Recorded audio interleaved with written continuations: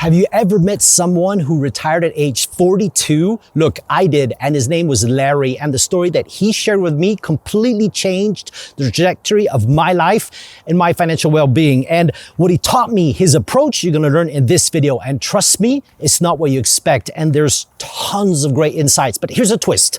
Larry didn't break the rules. He learned to master them. He understood how to build wealth despite having just a normal job. And that is key. And what he shared with me that day not only opened my eyes, but it gave me the tools to build wealth in my own life. And you see, in my case, despite, starting a normal career, following his approach, I was able to buy beautiful properties in beautiful parts of the world to deliver both capital appreciation and rental revenue. And here's an example. I mean, look right here, this house in stunning Sedona. But I also own a chalet in the Swiss Alps where I've spent so many holidays building not just wealth, but memories with my family. And I started off without any assets, just a simple job. So how did I do it? What was his method? And well, that's the story I'm gonna share in this video. And by the end of this video, you're gonna have those tools too. But wait, there's more. The world has evolved, so make sure you watch to the end because I'm gonna provide an update to the rules and tools and new incredible opportunities to accelerate wealth creation. So this is really an action-packed video. There's tons of content. So you ready? Let's jump in. All right, first, so here's the thing about life. It's like this giant board game, right? There's rules and ways with money, but most people, they don't know what they are. They just follow the conventional path, work countless hours, try to save for years, and their main revenue comes from their job. What they don't realize, I'm gonna share later in this video, that's the slow lane. That's life of hustle, hard work, to very, very slowly accumulate wealth. And that's fine. It's a proven strategy, just takes a lifetime. So what if you could learn some other approaches and not just from Larry, like from others who've made millions and who've shared their process, and you take this knowledge and you change how you approach building wealth. Now, just before we dive in, I want to clarify one thing. This is not about breaking the rules or cheating. It's about understanding how the system works and finding smarter ways to achieve your goals and financial freedom. All right, so I'm gonna take you back to that sunny day when Larry shared with me his story and when my whole perspective shifted. That moment changed the course of my whole life. So when I met Larry, I was living in Miami Beach and just starting off in my career. We lived in the same condo unit. And one day, we're just casually talking. I asked him, I said, what do you do for a living? The type of conversation we're having. And he smiled and he said, I'm retired. And I asked, wait, how old are you? And he said, 42. And I was like, what? Retired at 42? So I just blurted out like, how? And so Larry told me his story, and it was simple, but powerful. And you see, Larry had a normal job, like others, he was saving as much as he could, but he had no idea what to do with his savings, right, when he started. So he decided to follow the lessons from 2 books. And then he complemented that with his own strategy with 7 rules. So I'm gonna share both what he did and the 7 rules that were the game changer. So first, let me just quickly start with the 2 books. So I call this like the spark, the inspiration, the trigger, what got him to think differently about his life and about making money. And this was the knowledge before the execution. So the first book, it's Think and Grow Rich by Napoleon Hill. And I'm sure you know it. It's a classic bestseller, self-help, and it taught him the power of being crystal clear on what he wanted and writing it down. And he did all the exercises and he said, hey, you need to do the same. And by the way, I did.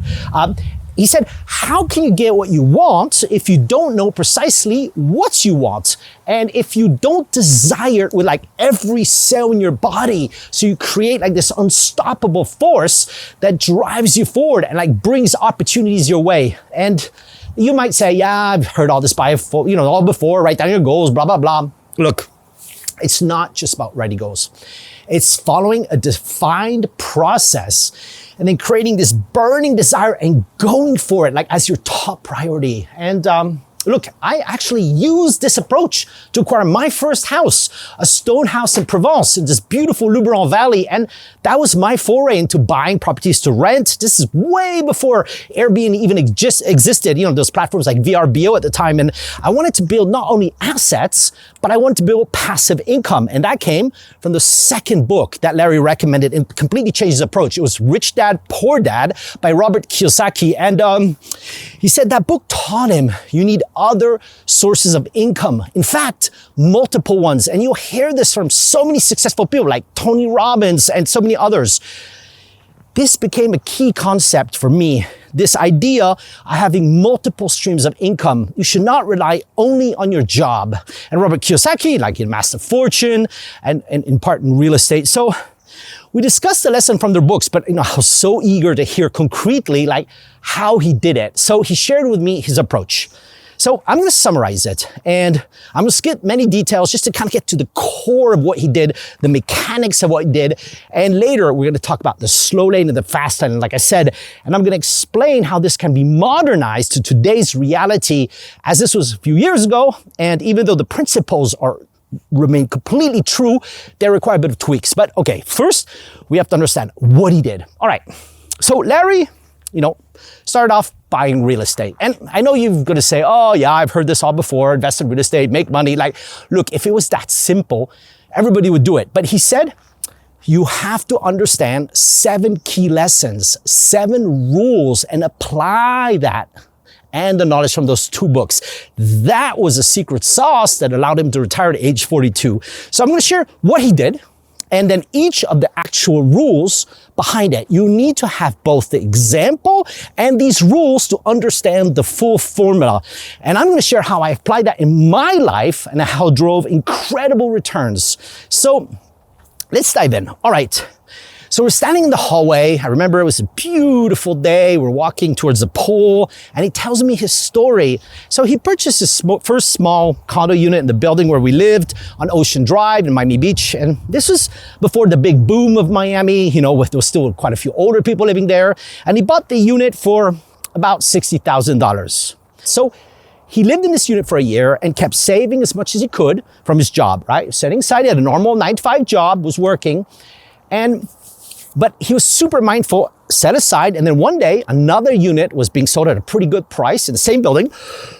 He had to stretch himself, but he was able to buy another one, which he decided to rent out. And he took a 30-year mortgage, and he realized if he made 2 additional payments per year, he could lower it down to 24 years. So his idea was, the renter is going to pay off the mortgage over time. And while he's going to top up as much as he can to kind of speed up the repayment rate, right, of these mortgages, they gained in value, right? Miami prices went up.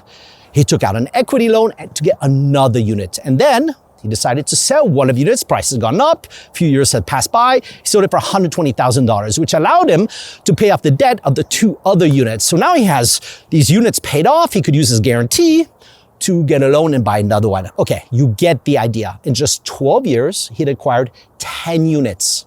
By buying, renting, flipping, ultimately, they're all paid off. And each of them worth about, at the time, maybe $150,000.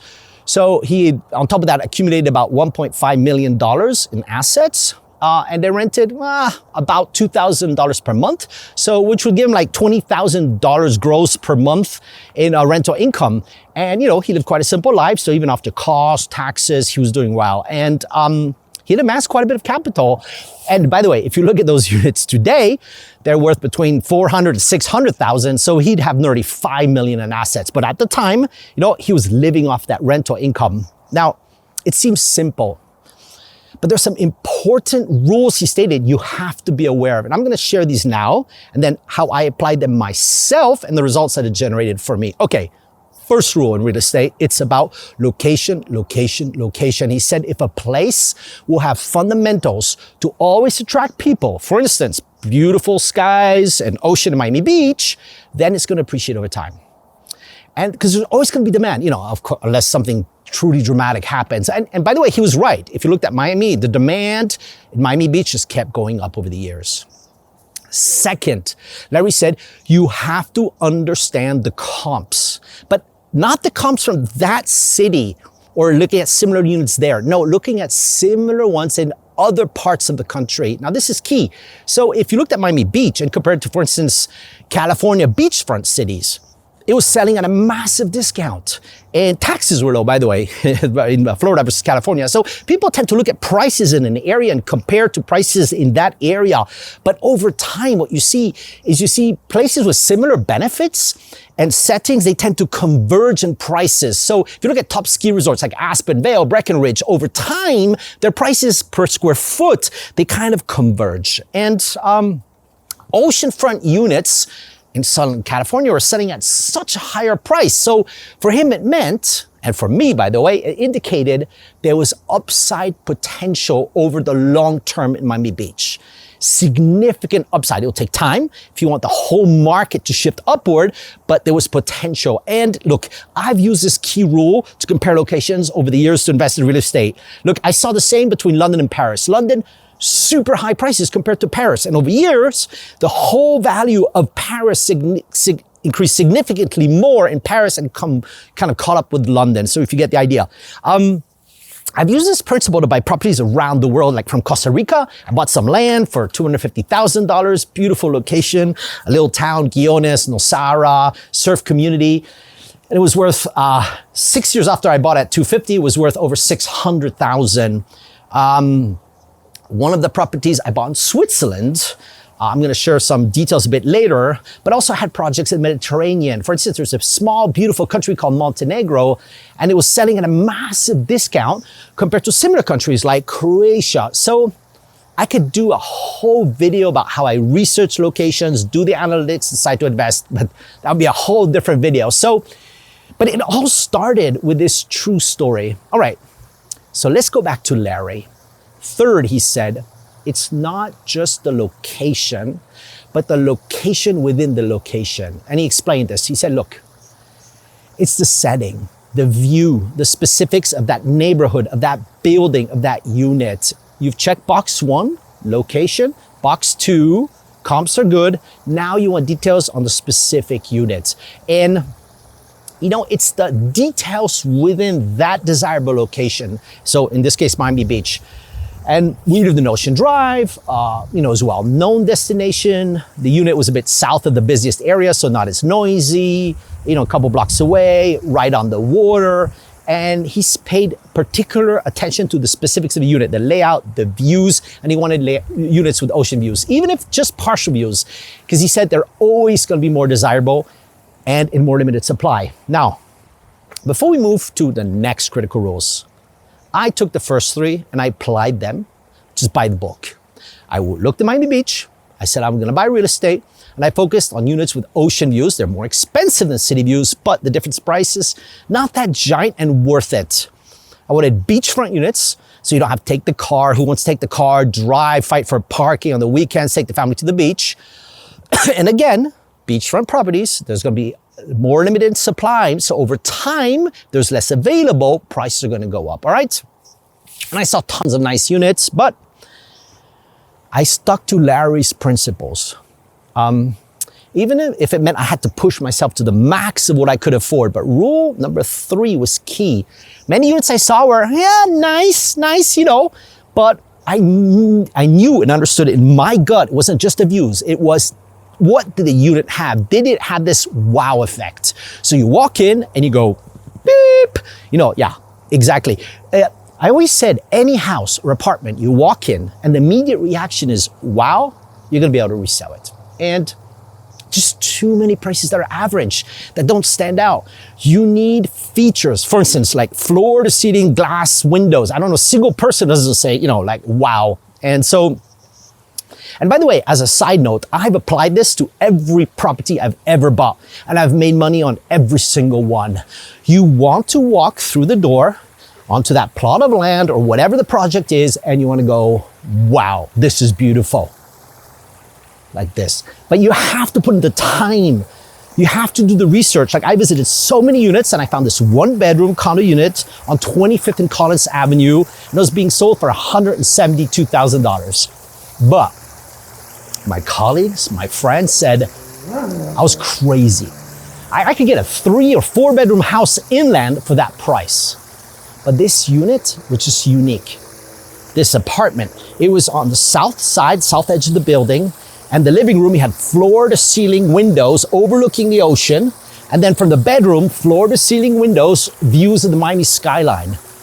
And by the way, in this apartment, a photographer owned it. It was decorated beautifully, like bleached wood floors, Art Deco furniture. And he was moving abroad and he said, hey, if you want, I'll sell the furniture. And I was like, deal. So I'm like, every day I walk through the door and I'll just pinch myself and say, WTF, like, I can't believe I own this. Now, I had to borrow funds to supplement what I had set aside. And so you heard well, 2 things, I set aside and borrow. So you have to start by setting aside funds to be able to invest. The beginning is the hardest, like it's the hardest. But if you don't learn to live below your means and build some capital and put some money aside to invest, you're never gonna get the head start. And yeah, I had to borrow, which meant I had to convince others to trust me to make a bet for the down payment. But I was fortunate, I could borrow from my parents, and I understand not everybody has this option, but I was able to borrow the gap, and they had set some money aside for, if one day I went to grad school, and I convinced them to use that to loan it to me to get started in real estate and to own my first place. Now, I was stretching myself to the max. The payments were high, monthly payments. I had to cut down on buying things, going out, had to manage my budget like super carefully, but it all paid out. 3 years later, I moved to London. I sold the unit for $235,000. I would have never saved that from my paycheck or even be able to make that type of money in any way. $60,000 in 3 years, that was like insane. But it was more than that because on top of that, I didn't buy all this stuff and I had the amortization. I had paid off part of the loan for 3 years. So I got that money back. And after 3 years in Florida, well, it classifies as a long-term capital gain, so lower tax rate. So, so listen, this is key. That experience, that start just opened my eyes and it proved that Larry's had something. I saw like real money, real cash, more than I ever owned. And I was super young. I was just starting out my career. And that was like, okay, this is the blueprint that I was going to apply over the years. And I replicated and made so much more. Each time, naturally, larger projects, more money. But wait, just one key thing. I didn't do it just for the money. Look, I love investing in real estate. I did it by passion. I love finding amazing deals, the most amazing places. So it's important what drives you. If you have a passion for something, and I found I had a passion for real estate.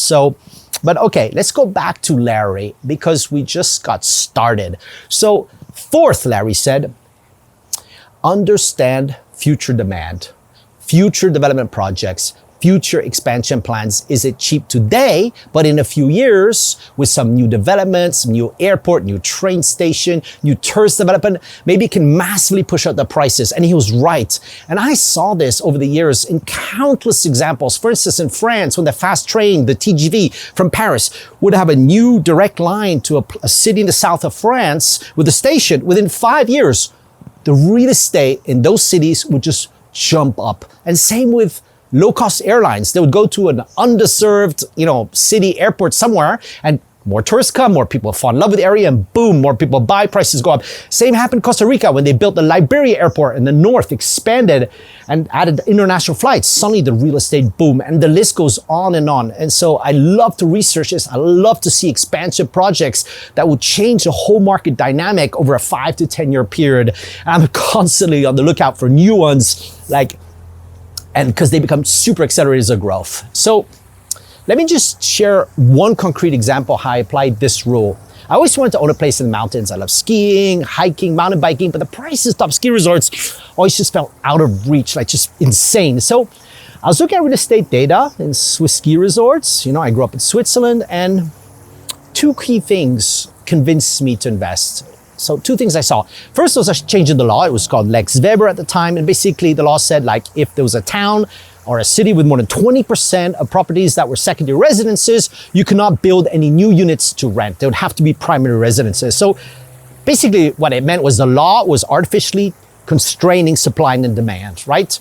Because, demand for places in the mountains, in towns, I knew it was going to go up over time, but the supply was now limited, restricted. So that would push prices up. Okay, that was number 1. Second, I saw there was a big difference in prices between top destinations. So let's go back to the comps. I wanted to see a sign that there was some development project potentially could impact the traffic, the number of visitors, and the experience of a location to make it more desirable. And I know I'm sharing a lot, but so hear out, because these principles are so fundamental, and it really starts by running the numbers. So you can't believe how many people I meet, and they just want, hey, give me a tip, or where should I buy, or real estate. No, if you want to beat the masses, you have to do your homework. But I tell you, it's not hard. The data's out there. It's never been that easy. And it doesn't take that much time, to be honest. So I compared the price per square foot of ski resorts around the world, number of tourists that visited, if it was a summer and winter destination, like is it a long rental reason. And I put it on a chart, and I saw something. There were locations that had great fundamentals, but selling at a discount, or lower price per square foot, per square meter compared to other cities. And one of those destinations was Grindelwald in the center of Switzerland. It's called the Bernese Oberland. It's just beautiful little town, some of the most picturesque mountains in the Alpines, you have 4,000 meter peaks, glaciers. You have this train that goes up to the Jungfrau. They call this the top of Europe. It's bring tourists from around the world. But there are a lot of negatives. Center of town, no parking. Poor access to the main grocery store, or disaster to be honest. To go up the mountain, you have to take up the slow train or this really old slow gondola. It was a great tourist destination. The price per square foot of property was nothing like top ski resorts in US or Europe, but I did my research and I saw they had this giant development project, new gondolas, new parking in the center of town, new grocery store, and so much more. And so you know what? I said, okay, I went for it. I found a chalet with incredible potential. And you know what? I went all in. I put in the money I had. I took out of my pension. And yes, you have to bet. I went all in. I took money out of the pension and bought and renovated a chalet. I saw the potential, but inside it was 1980s, and I just turned it like into a boutique hotel to rent it out. And you know what? I use it during my holidays. I built crazy memories. I rent it out the rest of the year. And in the meanwhile, that infrastructure has been upgraded. The town can nearly double the amount of tourists that come to see these beautiful Jungfrau Mountain, and it's nearly doubled in value. And it provides an incredible rental income with a very long season. So you see, rule number 4 is super powerful. Okay, so let's keep moving. Right, rule number 5. You need scale, Larry said. You can't just live off one unit. And once you've done it once, and you understand how to do it, the process, the financials, and that it's working, and it's just then so much easier to do it again and again and again. And that's when the magic happens. So after learning all about buying and renting for short-term rental in my house in Provence, well, that's what I did. I bought more places, but I took the lessons from each. So for instance, the rental season in Provence was too short. It was just the summer. So I focused on places with year-round rental seasons, like here in Sedona. I mean, look at this. We're in the middle of winter. It's just crazy beautiful. And also Grindelwald. Okay, rule number 6. He said, continue to learn and grow. You're going to find further ways to get an even better return. And he explained, for instance, there are great tax breaks if you manage a rental properties, right, as an occupation, or if you have a company. So I researched it indeed. And so I set up an LLC, a real estate management company, to manage my own properties. And listen, LLCs, limited liability companies, it's not just for the wealthy. They're so easy and cheap to set up. They're for anyone who wants to play the game strategically. They allow you to deduct expenses to protect your personal assets, to reinvest your earnings in a much more effective way. And truth is, well, wealthy people have always had better access to this knowledge. But today, with tools like AI or platforms like YouTube, you don't need in the beginning a financial advisor charging you super high fees to get started. Like I use YouTube as my daily university. I dive into topics like real estate, tax strategies, new investment opportunities. And it's like a huge amount of free, high quality content that's out there if you're willing to look. Now, I'm not going to go into the details of the tax benefits. And by the way, it's all legal, 100% legit, and there's tons. So that just helps you make, even a better return. All right, finally, rule number 7. Listen, it wasn't just about the money. He said, It was about the discipline, saving consistently, paying off debt, and avoiding unnecessary spending, and then doing the research diligently. No, it just doesn't just land on your lap. Nothing does in life. You have to make it happen. But he said it helped him in life overall. Having the financial discipline meant he would not just splurge on stuff he didn't really need, and he really focused on the essential. So like I said, that conversation, that day, changed my whole life in terms of my financial situation. And I continued to work. I made my way up the ladder, earning more money, but I saved and I invested in real estate, and that's really where I built my wealth. And I created multiple streams of income. Now, very important, I told you in the beginning, I have to do an update. The world has changed over the years, and we need to make some tweaks to the system. We need to look at today's reality, where prices of real estate have skyrocketed after the pandemic in most desirable places. We need to look at the level of interest rates. You can still make money, and the 7 rules still apply and work. You just need to spend more time doing the research. So look, a few years ago, I was watching the market in Miami. I was on the market. I wanted to buy a place. I searched for 1 year. Finally, a house came on the market at the right price. I had alerts coming from Zillow and Realtor.com set up on my phone, and boom, it was listed on a Wednesday. I was there Thursday evening. I visited, I made an offer immediately and bought the house. That house I flipped. I sold 1 year later for $125,000 more than I bought it, after some small investments and for some improvements. So just to say, you can find deals. And I see cities today where the comps are good, where there's amazing sites online like airdna.co, all the rooms. There's so much data available. Like you can get the data on rental revenue, occupancy rates, price per square foot, etc. It's a bit tougher because prices have gone up so much, so you need more cash up front, but the principles are still true. But here's what's super interesting. There are other opportunities out there that can drive even faster returns. And this is where the concept of fast lane versus slow lane versus sidewalk comes into play. Look, I've read dozens of books over the years on how to make money, and by far, one of the best I've come across lately is Fast Lane Millionaire by MJ DeMarco. The concepts are like super clear. So look, despite the wealth that I've accumulated, I realized I still took a combination of the slow lane and with real estate, partially the fast lane. I built over years. Now imagine what I could have done if I understood and doubled down on fast lane opportunities. Let me explain briefly. Marco breaks life down into 3 lanes: the sidewalk, slow lane, and the fast lane. So the sidewalk are people living paycheck to paycheck, no financial security. They're just hoping things are going to turn out right. They spend as much or more than they're earning and, live off credit cards.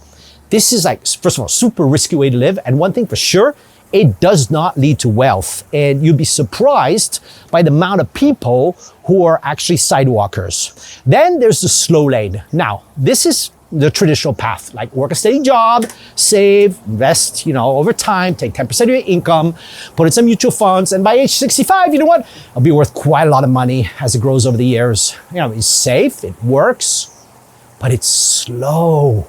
Now, fast lane. And this is where wealth building accelerates.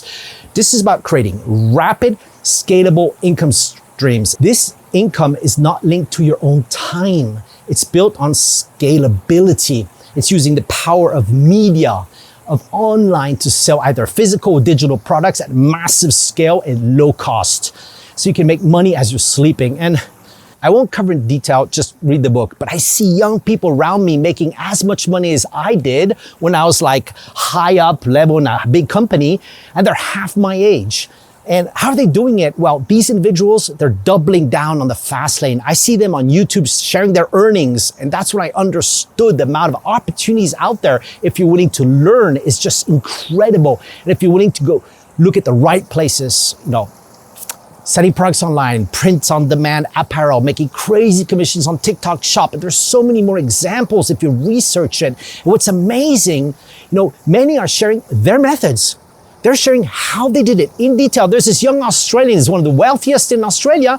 And he has this 2-hour video where he shares for free, step by step, his full approach. And the same is true. Young people are coming and bringing 20,000 a month on TikTok Shop, and they're sharing how. So I decided to update my strategy. Remember, I said multiple streams of income. So from salary adding on investment in real estates, adding on investments in stock market, but now also from fast lane areas. For example, I decided to test with my son. He's 16 years old, and launched a streetwear print-on-demand business and start getting orders from around the world without fronting any cash. He'd wake up in the morning, he had a notification on his phone that said, oh, I made a sale on Etsy or eBay. And he was like, that's crazy. So he developed 2 brands to just test it out. See, is it true? And I love wearing my own apparel. Here's this hoodie here, my logo. But it's not about that. It's about, look, I'm also writing a book, The 7 Pillars. I have a YouTube channel. I'm learning automation, with tools like make.com to leverage AI and across all these revenue streams. So I could do a whole different video on this altogether. And I know I've gone a bit different topic, it seems like, from real estate, but this video was about how to make money fast, to become financially independent. And I'm just blown away when I meet young people and they're not aware of the opportunities out there. With AI automation tools, what you can do as a single person without even a team.